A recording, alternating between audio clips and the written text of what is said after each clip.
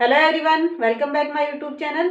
आज हम पढ़ेंगे 12th एग्रीकल्चर बायोलॉजी का एक टॉपिक जिसका नाम है बैकक्रॉस मेथड यानी प्रतीप संकरण विधि। एग्रीकल्चर बायोलॉजी में हम पढ़ रहे थे संकरण की विधियां और संकरण की विधियों में अपनी दो मेथड अपने हो चुके थे। आज अपन तीसरा मेथड पढ़ रहे हैं, बैकक्रॉस मेथड या प्रतीप संकरण विधि। तो आइए देखते हैं क्या है ये मेथड। बेसिकली जो ये मेथड अपन पढ़ रहे हैं संकरण के या हाइब्रिडाइजेशन के जो मेथड्स अपन पढ़ रहे हैं वो किस लिए यूज किए जाते हैं। ये प्लांट ब्रीडिंग के लिए यूज किए जाते हैं, यानी कि पादप प्रजनन में नई किस्म जो उत्पन्न की जाती है, नई जो वेराइटीज पैदा की जाती है, नई किस्म उत्पन्न करने के लिए, नई वेराइटीज बनाने के लिए ये जो मेथड है वो प्रयोग किए जाते हैं। तो हम पढ़ रहे हैं बैकक्रॉस मेथड। बैकक्रॉस मेथड क्या होता है? बैकक्रॉस मेथड में क्या करते हैं, F1 और बाद की पीढ़ियों का संबंधित जनक के साथ प्रतीप संकरण कराया जाता है। यानी कि F1 पीढ़ी जो हमें प्राप्त होगी उस F1 और उसके बाद की जो भी पीढ़ियां होगी उनके में से किसी जो प्राप्त पीढ़ी है उनका किसी एक जनक के साथ संबंधित जो भी कोई एक जनक होगा उस जनक के साथ प्रतीप संकरण करवाया जाता है, यानी बैकक्रॉस करवाया जाता है। और बैकक्रॉस में जो यूज होने वाले जो जनक होते हैं, जिन जनकों का अपन प्रयोग करते हैं, उनमें से एक जनक तो कहलाता है आवर्ती जनक और दूसरा कहलाता है अनावर्ती जनक। एक जनक को अपन क्या कहेंगे, आवर्ती जनक, और दूसरे जनक को अपन क्या कहेंगे, अनावर्ती जनक।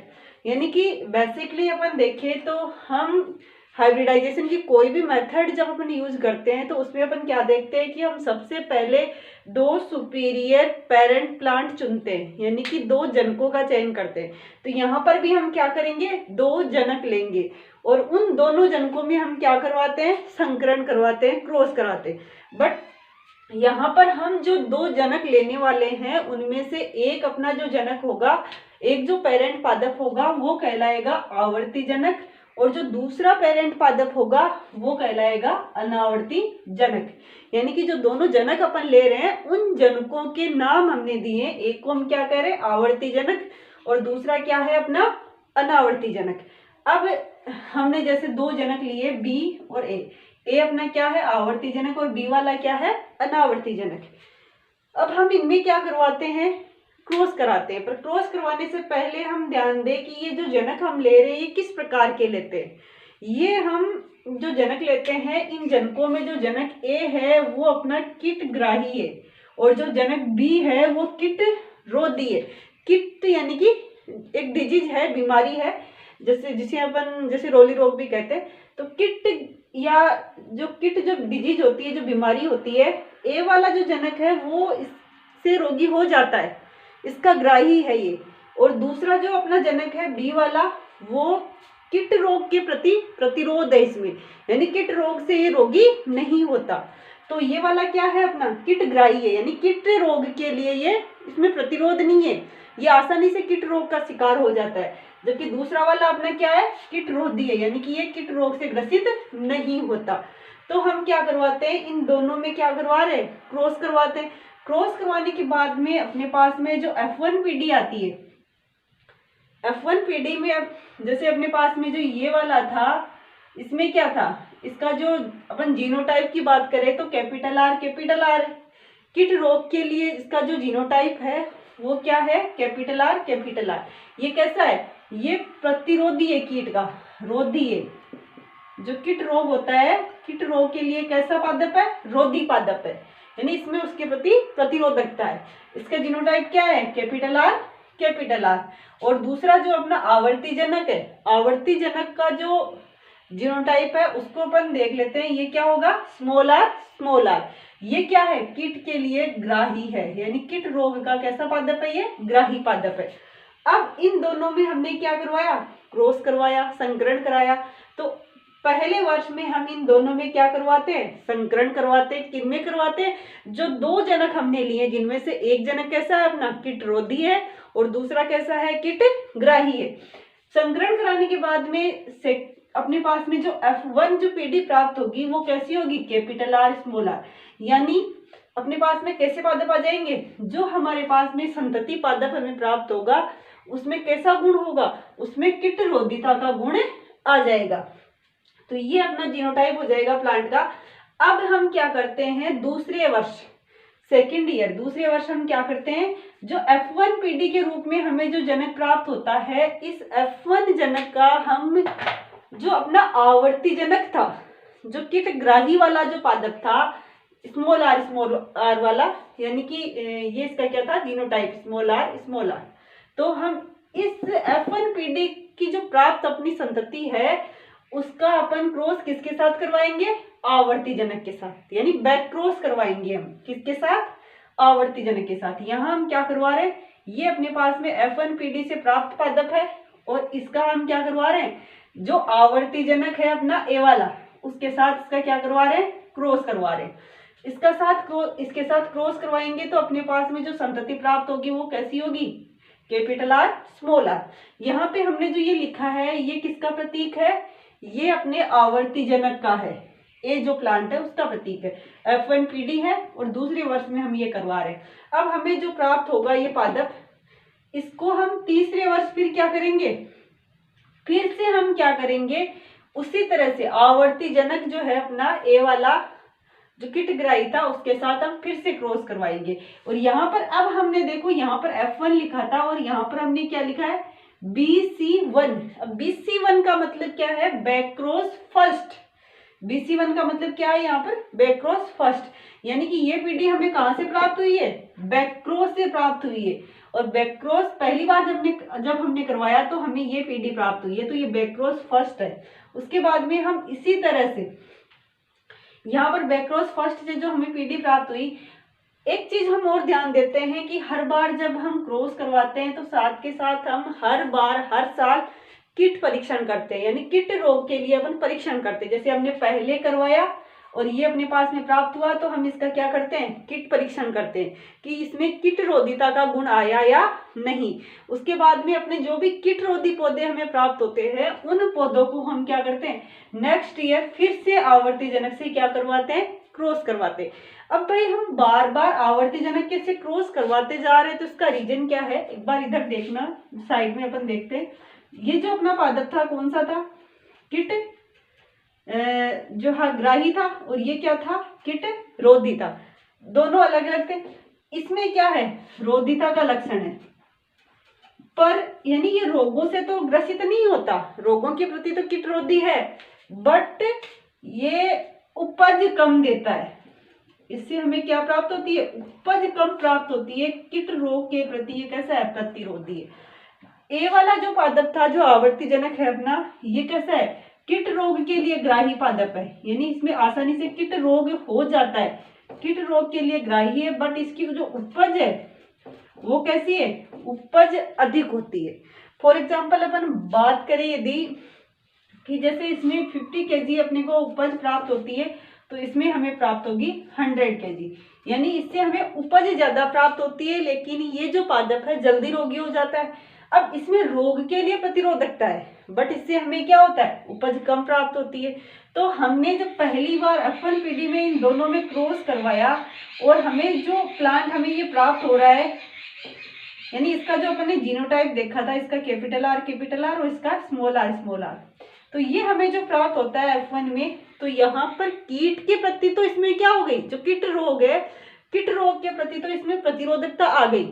लेकिन यहाँ पर हम देखेंगे कि दोनों में क्रॉस हुआ, और क्रॉस होने पे आप देखोगे जैसे इसकी 50 kg थी और इसकी कैसी थी, 100 kg, तो टोटल कितनी हो गई, 150, और इसमें जो आएगा अपने 75, यानी कि इस बार जो पादप हमें प्राप्त होगा F1PD में, उसमें कीट रोग के प्रति तो प्रतिरोधकता होगी, बट इसमें जो उपज होगी वो इस बी पादप से तो ज्यादा होगी, लेकिन ए पादप से कम होगी।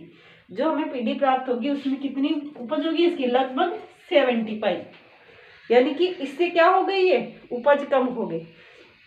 अब हम क्या चाहते हैं, हम ये चाहते हैं कि कीट रोग के प्रति भी इसमें प्रतिरोध रहे और इसमें जो हमें उपज प्राप्त हो रही है वो भी हमें इसके इक्वल मिले, यानी हमें उपज भी ज्यादा मिले। तो हम क्या करवाते हैं, अब जो हमें ये प्लांट प्राप्त होता है इसको हम फिर से जो ये वाला पादप है जो आवर्ती जनक यानी ए वाला जो पादप है उसके साथ हम फिर से क्रॉस करवाते हैं, और इस क्रॉस से हमें फिर क्या होता है, अगली बार जो नई संतति प्राप्त होगी इसमें उपज में क्या होगी, और बढ़ोतरी हो जाएगी, यानी उपज का जो गुण है इसका वो धीरे धीरे इसमें बढ़ता जाएगा। और इसी कारण से हम इसको जो है लगभग 5 या 6 बार तक हम इसको लगातार क्रॉस करवाते हैं, जिससे कि कीट रोधिता के साथ साथ जो तैयार संतति होगी उसमें उपज भी अधिक हो जाएगी। हाँ, लेकिन ध्यान देने वाली बात यह है कि इसमें जो उपज बढ़ेगी संतति में वो 99.9 हो सकती है, या हम कह सकते हैं कि 100 भी हो सकती है, यानी इसके इक्वल भी हो सकती है, पर इससे ज्यादा नहीं होगी। जो ए पादप है उससे ज्यादा उपज हमें प्राप्त नहीं होगी। तो यहाँ पर हम क्या करवाते हैं, हर बार जो अपना प्राप्त जो हमें संतति पादप होता है उसका हम बैक क्रॉस करवाते हैं, किसके साथ में, किसके साथ उसको संकरण करवाते हैं, उसके साथ ए पादप के साथ, जो ग्राही पादप था ए पादप के साथ हम संकरण करवाते जाते हैं। और ये लगातार हम कब तक करते हैं, लगातार हम 8 वर्षों तक करते हैं। जैसे हमने इस बार करवाया तो हमें ये पादप प्राप्त हुआ, और ये अपनी पीढ़ी कौन सी है, बैक क्रॉस फर्स्ट पीढ़ी है। इसका हम क्या करेंगे, फिर किट परीक्षण करेंगे। क्या करेंगे, हम हर बार किट परीक्षण करेंगे, और किट परीक्षण करके जो रोधी पौधे होंगे, कीट रोग के प्रति प्रतिरोधी जो पौधे होंगे उनका हम फिर क्या करवाएंगे, नेक्स्ट ईयर फिर हम जो ए जनक था उसके साथ क्या करवाएंगे, बैक क्रॉस करवाएंगे। और बैक क्रॉस करवाने से जो पहले ये बैक क्रॉस करवाया तो हमें कौन सी पीढ़ी प्राप्त हुई, बैक क्रॉस सेकंड BC2, कौन से ईयर में, चौथे ईयर में। फिर हम 5वें ईयर में फिर क्या करेंगे, इससे जो प्राप्त संतति है उसका फिर से ए जनक के साथ बैक क्रॉस करवाएंगे। तो 5वें साल में हमें कौन सी पीढ़ी बनेगी अपनी, BC3 यानी बैक क्रॉस थर्ड। फिर बैक क्रॉस थर्ड जो है उससे जो हमें पादप प्राप्त होंगे वो होंगे बैक क्रॉस 4। और इसी तरह से अपन लगातार हर साल किट परीक्षण करते रहेंगे, और जो है हर साल जो है किट परीक्षण में प्रतिरोधी जो पौधे हमें प्राप्त होंगे उनका हम क्या करेंगे, जो ए जनक है अपना आवर्ती जनक उसके साथ बैक क्रॉस करवाते रहेंगे। और लगातार हम कब तक करवाएंगे, 7 या 8वें वर्ष तक। और यहाँ तक हमें बैक क्रॉस 6 तक जो पीढ़ियां प्राप्त हो जाएगी, यानी 6 सालों तक हम बैक क्रॉस करवा रहे हैं। 6 सालों तक बैक क्रॉस करवाने के बाद में अपने पास में क्या आ जाएगा, एक तो जो अपने जो ये संतति पादप हमें प्राप्त होंगे 6 सालों के बाद वो कीट रोग के प्रति प्रतिरोधी होंगे। दूसरा, उनमें जो उत्पादन है वो लगभग ए पादप के समान हो जाएगा, यानी उत्पादन भी इससे ज्यादा हो जाएगा। जो रोधी पादप था उसमें रोधिता का गुण था पर उपज कम थी, इसमें रोधिता का गुण नहीं था लेकिन उपज अधिक थी। तो यहाँ अपना जो संतति पादप प्राप्त होगा उसमें क्या होगा, उसमें रोधिता भी होगी कीट रोग के प्रति और उसमें उपज भी अधिक होगी। अधिक का मतलब ये नहीं है कि जो इसमें थी उससे ज्यादा हो जाएगी, उससे ज्यादा नहीं होगी लेकिन इसके बजाय अधिक हो जाएगी। तो 8वें वर्ष तक हमें जो वांछित अपन लक्षण चाहते थे वो लक्षण हमें प्राप्त हो जाएंगे। और फिर हम क्या करवाएंगे, 8वें वर्ष में जो बैक क्रॉस 6 जो पीढ़ी होगी अपनी उसमें हम क्या कराएंगे, स्वपरागण कराएंगे। उसमें जो प्राप्त हमारे पौधे होंगे उनमें हम क्या कराएंगे, स्वपरागण कराएंगे। और स्वपरागण करवा करके हम क्या करेंगे, किट परीक्षण करेंगे, किट रोग का परीक्षण करेंगे। और अब स्वपरागण कराने के बाद में, किट परीक्षण करने के बाद में जो इस पीढ़ी में अपने जो पौधे होंगे उन पौधों के बीजों को हम अलग अलग एकत्रित करेंगे। अलग अलग पौधों के बीजों को हम क्या करेंगे, यहाँ पर अलग अलग एकत्रित करेंगे। और नेक्स्ट ईयर यानी 90वें वर्ष में हम क्या करेंगे, जो अलग अलग एकत्रित किए हुए बीज थे उनकी एकल संतति उगाएंगे। यहाँ पर क्या करना है, यहाँ पर क्या होगा, पीढ़ी कौन सी होगी, BC6F2 यानी बैक क्रॉस 6। जो यहाँ तो बैक क्रॉस तो हमने सिर्फ 6 बार तक करवाया है, तो ये बैक क्रॉस 6 वाली पीढ़ी ही है अपनी। उसी में हम क्या करवा रहे हैं, उसी की F2 जनरेशन, F1 यहाँ पर थी ना, F2 जनरेशन उगा रहे हैं। यहाँ पर हम बैक क्रॉस नहीं करवा रहे अभी। तो BC6 बैक क्रॉस 6 वाली जो अपनी पीढ़ी थी उसी की अपन क्या उगा रहे हैं, एकल संततियां उगा रहे हैं। यहाँ पर ये क्या उगाई हमने, एकल संतति उगाई है। उगी हुई जो एकल संतति है उनमें भी हम क्या करेंगे, कीट रोधिता का परीक्षण करेंगे और उनमें भी स्वपरागण कराएंगे। यहाँ पर भी हम क्या करेंगे, कीट रोधिता का परीक्षण करेंगे और स्वपरागण कराएंगे।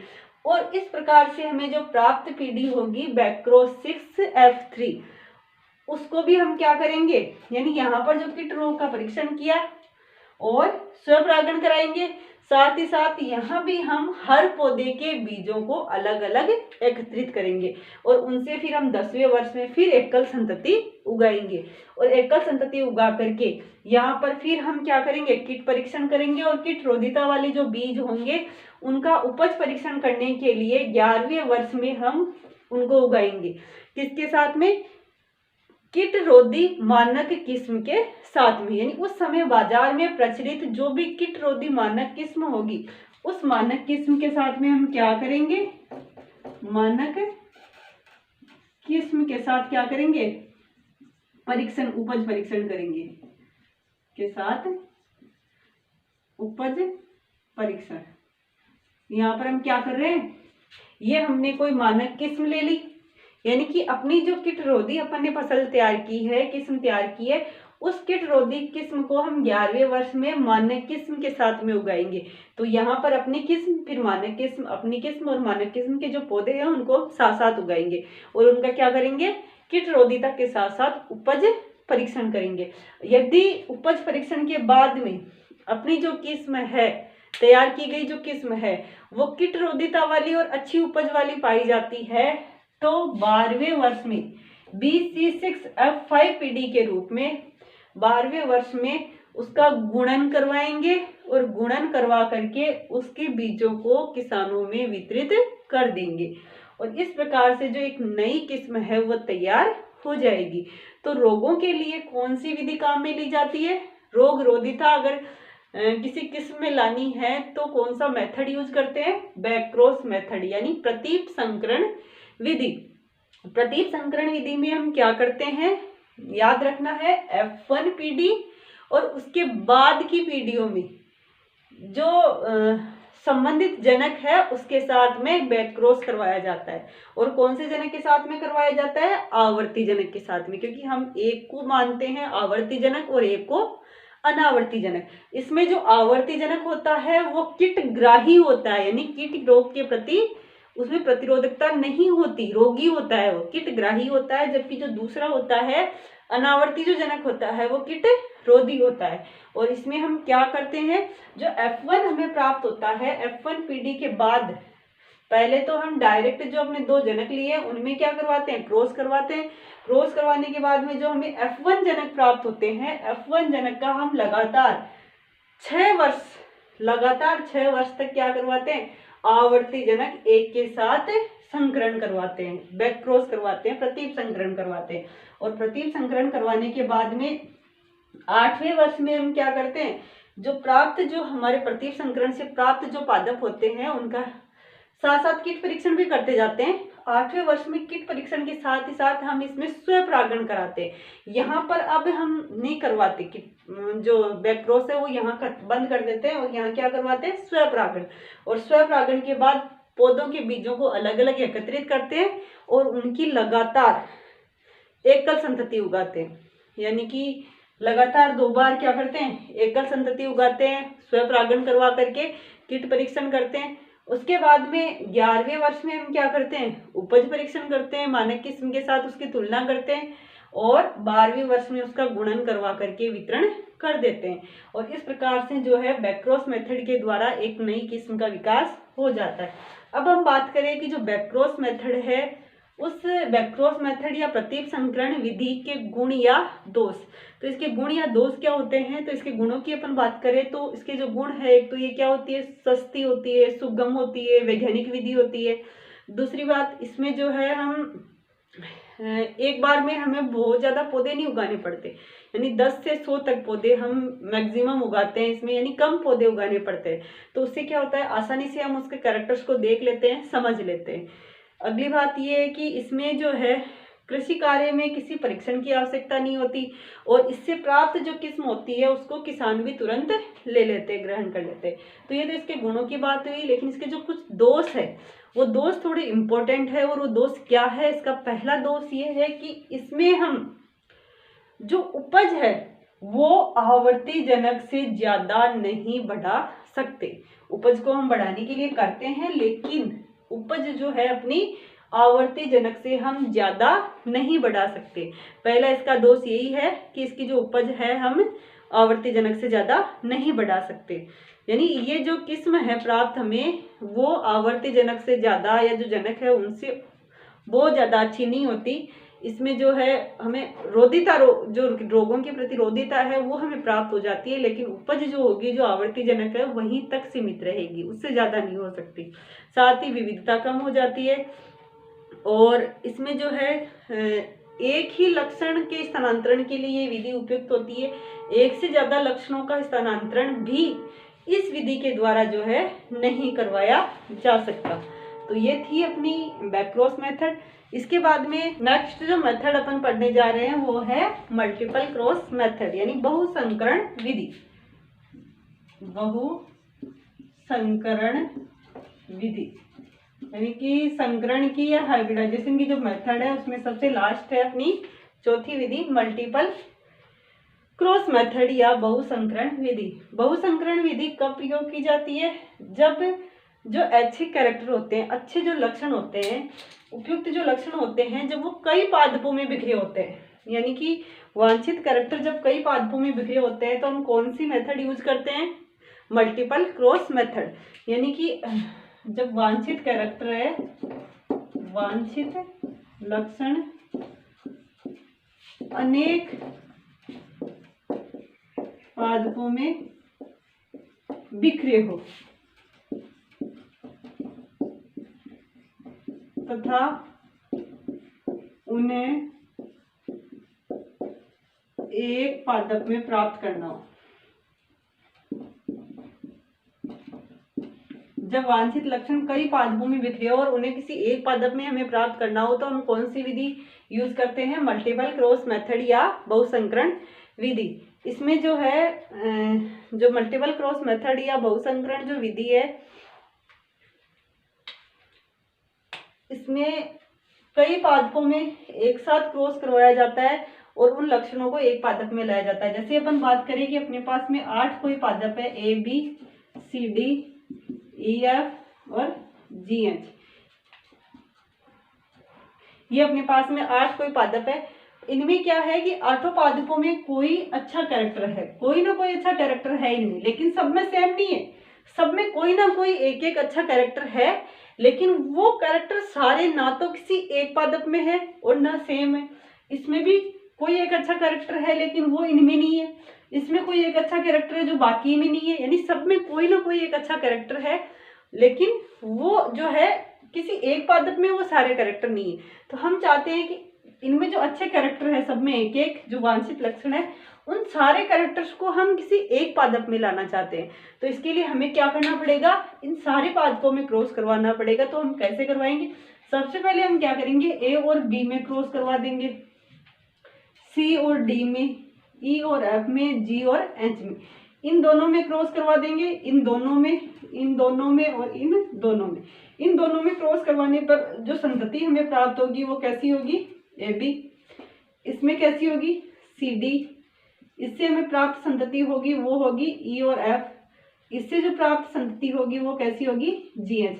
अब यहाँ पर हमें क्या प्राप्त होगा? यानी ए और बी के जो कैरेक्टर थे वो हमें किस में प्राप्त हो गए? एक पादप में प्राप्त हो गए। इन दो के किस में आ गए? ए बी में, एक में आ गए। इन दोनों के कैरेक्टर भी किसी एक पादप में प्राप्त हो गए। तो इस प्रकार से अपने पास में जो 8 पादप थे उनके लक्षण हमने कितने में प्राप्त कर लिए? 4 पौधों में प्राप्त हो गए हमें। अब हम क्या कराएंगे? इन चारों में भी आपस में क्रॉस कराएंगे। जैसे इसमें और इसमें अपन क्रॉस करवा देंगे, इसमें और इसमें क्रॉस करवा देंगे। तो इसमें क्रॉस कराने के बाद में हमें कैसा पादप प्राप्त होगा? A B C D. और यहाँ पर हमें प्राप्त हो जाएगा ई एफ और जी एच। यानी कि अब हमारे पास में जो 8 प्लांट्स में जो कैरेक्टर थे अच्छे लक्षण वो 2 पादपों में आ गए। और अब हम इन दोनों में क्रॉस करवा देंगे और इन दोनों में क्रॉस करवाने से हमें क्या होगा? एक ही पादप में 8 जो प्लांट्स थे उन 8 के कैरेक्टर प्राप्त हो जाएंगे। तो जो 8 पौधों में बिखरे हुए कैरेक्टर थे उनको हमने क्या कर दिया? एक पौधे में प्राप्त कर लिया। तो इसी को कहा जाता है बहुसंकरण विधि या मल्टीपल क्रॉस विधि। ये कब यूज की जाती है? जब वांछित कैरेक्टर अनेक पादपों में बिखरे हुए हो। तो अनेक पादपों में बिखरे हुए इच्छित लक्षणों को प्राप्त करने के लिए संकरण की जो विधि काम में ली जाती है वो कहलाती है बहुसंकरण विधि या मल्टीपल क्रॉस मेथड। तो आज की वीडियो में बस इतना ही, मिलते हैं नेक्स्ट वीडियो में। Thank you watching for my video.